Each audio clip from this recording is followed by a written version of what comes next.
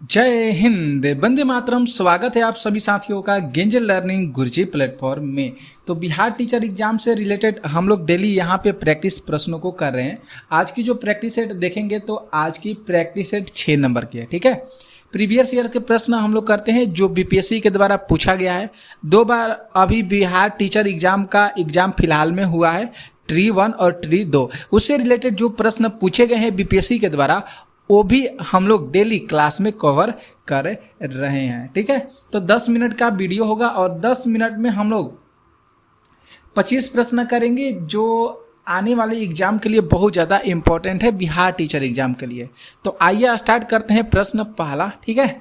देखिए यहाँ पे फर्स्ट नंबर प्रश्न को, यहाँ पे जो फर्स्ट प्रश्न कर है कि संविधान सभा के बारे में क्या सही नहीं है, मतलब संविधान सभा के बारे में गलत पूछा गया है कि क्या गलत है यहाँ पे। तो इसमें 300 से अधिक सदस्य होते हैं, ये बिल्कुल सही है। इसकी प्रथम बैठक 1946 में हुई, ये गलत है, गलत पूछा गया है और गलत हम लोग को आंसर भी देना है। इसकी प्रथम बैठक जुलाई 1946 में हुई, ये गलत है। इसने 1935 के अधिनियम से बहुत से विवरण एवं विधियों का अभिग्रहण किया, ये बिल्कुल सही है। तो ये यहाँ पे जो दूसरा हो गया ये गलत हो रहा है, ठीक है, सही हो गया। आगे बढ़ेंगे प्रश्न 2 पे। यहाँ पे जो 2 नंबर प्रश्न है कि भारत में काली क्रांति किससे संबंधित है, काली क्रांति किससे संबंधित है, ठीक है। तो यहाँ पे हम लोग यहाँ पे जो दिया गया है ऑप्शन सी में कच्चा तेल उत्पादन से, काली क्रांति किससे संबंधित है, तो काली क्रांति कच्चा तेल उत्पादन से संबंधित है। भारत सबसे ज़्यादा जो है पेट्रोलियम का उत्पादन करता है, इसके बाद जो आभूषण होते हैं उसका उत्पादन सबसे ज़्यादा करता है, ठीक है। तो यहाँ पे भारत में काली क्रांति का संबंध कच्चा तेल से हो जाएगा, ओके, समझ गए। प्रश्न बढ़ेंगे तीसरे नंबर पे। यहाँ पे जो तीसरा नंबर प्रश्न है कि बोस्टन टी पार्टी इतिहास की एक महत्वपूर्ण घटना है, ये जो है किससे संबंधित है, Boston T party. Boston T party ये अमेरिकी स्वतंत्रता संग्राम, ये किससे रिलेटेड है, तो अमेरिकी स्वतंत्रता संग्राम से रिलेटेड है। कौन सा, बोस्टन टी पार्टी, ओके। आगे बढ़ेंगे प्रश्न यहाँ पे चौथा नंबर पे। चौथा प्रश्न है कि बिहार में कौन सी तापीय ऊर्जा संयंत्र मौजूद है। यहाँ पे अच्छा सा प्रश्न है, तापीय ऊर्जा संयंत्र मौजूद है बिहार में। तो हम लोग यहाँ पे बरौनी को सही करेंगे, बरौनी जो हो जाएगा ये तापीय ऊर्जा संयंत्र है बिहार का, जो जहाँ से 470 वाट का जो कोयला संयंत्र है उत्पादन यहाँ से किया जाता है। तापीय ऊर्जा संयंत्र से बिजली का उत्पादन किया जाता है 470 वाट कोयला संयंत्र के माध्यम से, ठीक है। तो ये चीज़ आप लोगों को ध्यान में रखिएगा। 2018 में इसका निवारण किया गया था, जो बिहार के अभी मुख्यमंत्री हैं नीतीश कुमार जी के द्वारा, ठीक है। तो बरौनी आप लोग जरूर याद करिएगा। बिहार में कौन सा तापीय ऊर्जा संयंत्र है, तो बरौनी है। आगे बढ़ेंगे 5 नंबर प्रश्न पे। यहाँ पे जो 5 प्रश्न है, निम्नलिखित में से कौन सा बेल्जियम मॉडल का तत्व नहीं है, बेल्जियम मॉडल का तत्व नहीं है। तो देखेंगे हम लोग, तो यहाँ पे ऑप्शन ई यहाँ पे दिया गया है सबसे लास्ट में, उपयुक्त में से कोई नहीं। यहाँ पे कोई भी विकल्प सही नहीं हो रहा है, बेल्जियम मॉडल का तत्व इनमें से कोई भी नहीं है, ठीक है। प्रश्न बढ़ेंगे हम लोग 6 नंबर पे। देखिए कितना सुंदर प्रश्न है ये, और आप लोग से निवेदन है, रिक्वेस्ट है कि आप लोग इस वीडियो को अपने ग्रुप में या आप लोगों के पास जो भी ग्रुप होंगे, भाई बहन होंगे, उस ग्रुप में इस वीडियो को शेयर कर दीजिएगा। बिहार टीचर एग्जाम के लिए ज़्यादा इम्पोर्टेंट है। आपके घर में जो भी सदस्य होंगे, माँ होंगे, पिताजी होंगे या भाई होंगे, तो आप उनके पास भी इस वीडियो को शेयर कर दीजिएगा, उनको बहुत ज़्यादा हेल्पफुल मिलेगा। प्रश्न 6 है कि भारत की नकदी फसल कौन सी है, नगदी जो फसल है इसमें से कौन सी नहीं है, ये पूछा गया है। नगदी फसल कौन सी नहीं है, जौ जो है ये नगदी फसल नहीं है। भारत की नगदी फसल इनमें से कौन सी नहीं है, तो जौ हो जाएगा, ये नगदी फसल नहीं है। नेक्स्ट प्रश्न देखिए, यहाँ पे जो 7 प्रश्न है कि अमेरिका के इतिहास में 4 जुलाई 1776 क्यों महत्वपूर्ण मानी जाती है। 4 जुलाई 1776 को ऐसा क्या हो गया था जो अमेरिका के इतिहास में ये सबसे ज़्यादा महत्वपूर्ण है, तो ये हुआ था अमेरिकी स्वतंत्रता की घोषणा। यहाँ पे जो दिया गया है अमेरिकी स्वतंत्रता की घोषणा, ये ऑप्शन सही हो रहा है, ठीक है। नेक्स्ट प्रश्न देखेंगे।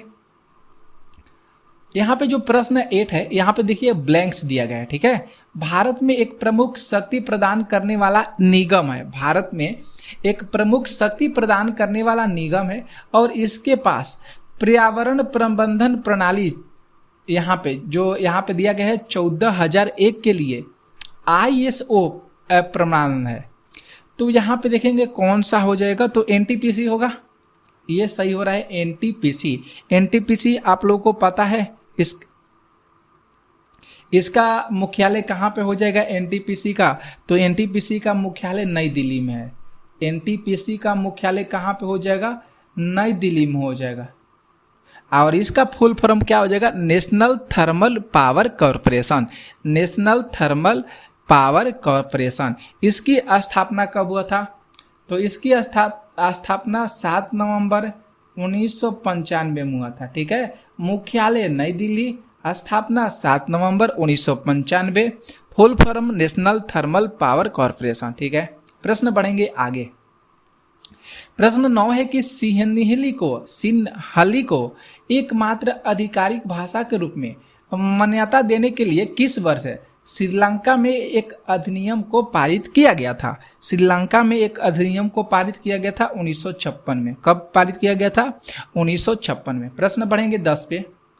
10 नंबर यहाँ पे जो प्रश्न है कि भारत में प्रथम पंचवर्षीय योजना का आधार क्या था, तो पंचवर्षीय योजना का आधार था Harold Domar model, Harold Domar model. तो देख सकते हैं कितना ज़्यादा इंपॉर्टेंट प्रश्न है, कैसे कैसे प्रश्न कहाँ से उठाकर बीच में से उठाकर पूछा गया है, ठीक है।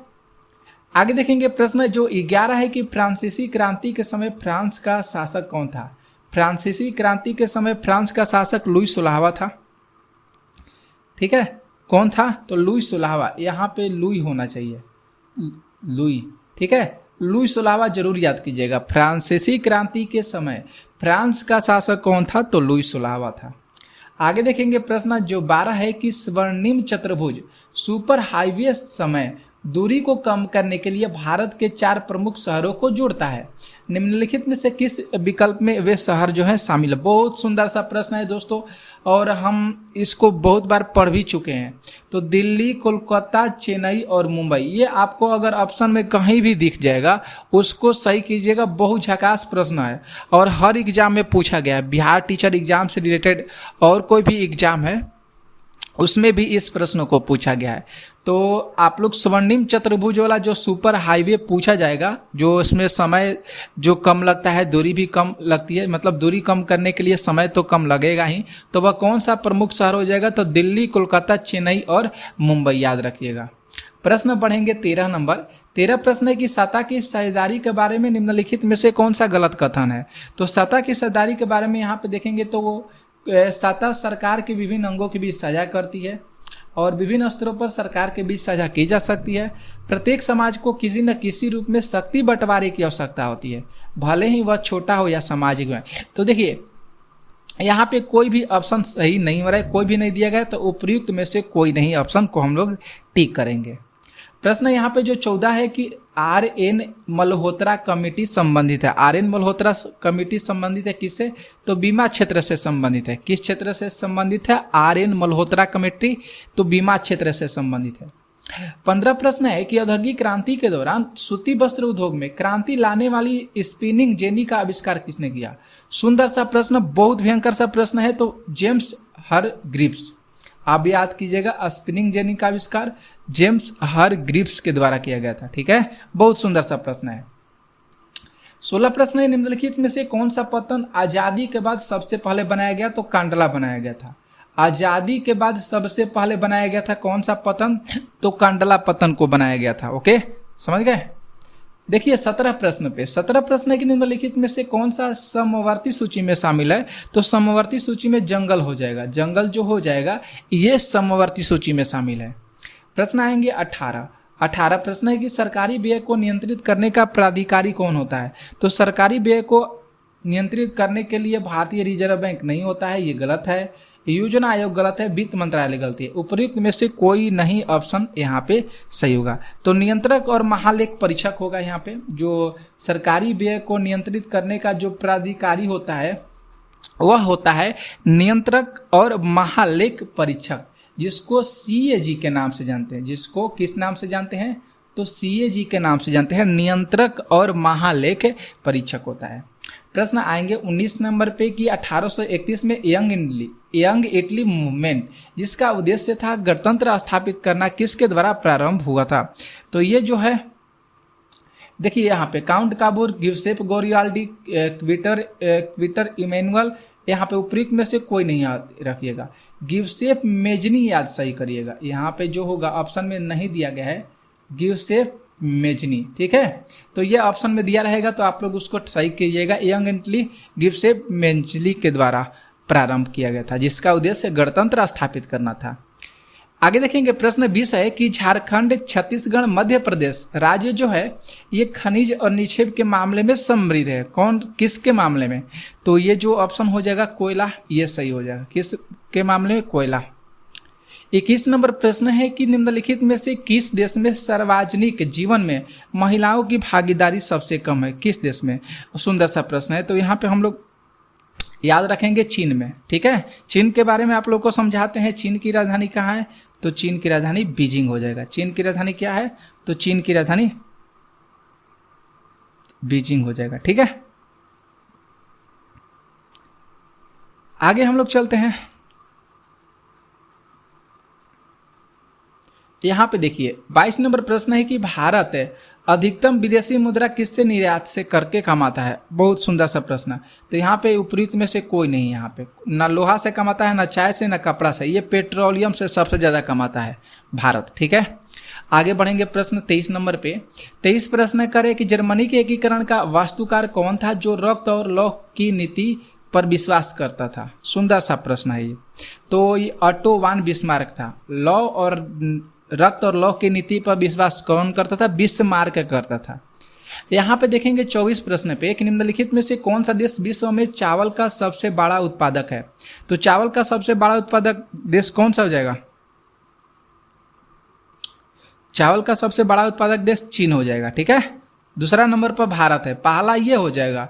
और हम लोग का जो अपना देश है वह भारत दूसरे नंबर पर है, इसे ध्यान में रखिएगा, ठीक है। और आप लोग ये भी याद रखिएगा कि जो विश्व में सबसे ज़्यादा चाय उत्पादक करने वाला देश कौन सा है? चाय उत्पादन करने वाला सबसे ज़्यादा मतलब चाय उत्पादन करने वाला देश कौन सा है सबसे ज़्यादा? तो चीन ही है। आप लोग याद रखिएगा, ठीक है। दूसरे नंबर पर हो जाएगा भारत, दूसरे नंबर पर हो जाएगा भारत। ओके, समझ गए। आगे देखेंगे प्रश्न 25 है कि समान पारिश्रमिक अधिनियम 1976 का प्रावधान प्रदान करता है। तो ये सभी लिंगों के लिए समान वेतन को प्रारंभ करता है, सभी लिंगों के लिए समान वेतन। और एगो लास्ट प्रश्न है 26 के निम्न में से कौन सा एक राष्ट्रीय खाद्य सुरक्षा मिशन में शामिल नहीं है? तो यह हो जाएगा तिलहन। राष्ट्रीय सुरक्षा खाद्य मिशन में शामिल नहीं हो जाएगा तिलहन, ठीक है। तो 26 प्रश्न किए। कैसा लगा क्लास आप लोगों को जरूर कमेंट करके बताइएगा, लाइक कीजिएगा इस वीडियो को।